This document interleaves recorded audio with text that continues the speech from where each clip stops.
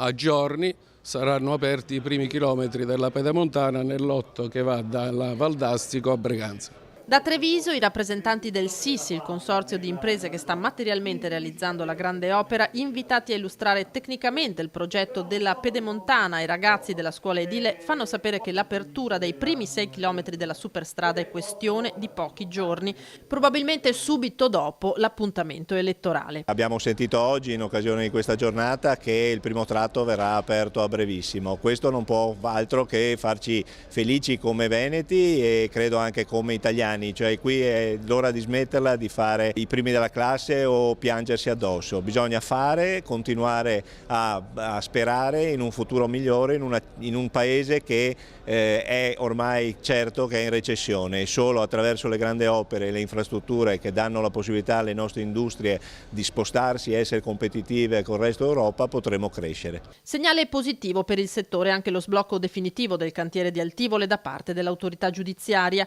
tratto del lotto trevigiano della superstrada completato quasi per la metà. Il direttore Ruggero è convinto che i tempi di consegna saranno rispettati. Sono 38 chilometri di viabilità principale della pedemontana veneta, più qualche chilometro di viabilità secondaria. Siamo in fase di esecuzione su tutte le zone dei 38 chilometri del lotto 3, siamo all'incirca sul 45%, 40-45% delle opere, però stiamo lavorando alacremente per cercare di rispettare le tempistiche che sono state programmate dalla nostra società e dalle regioni.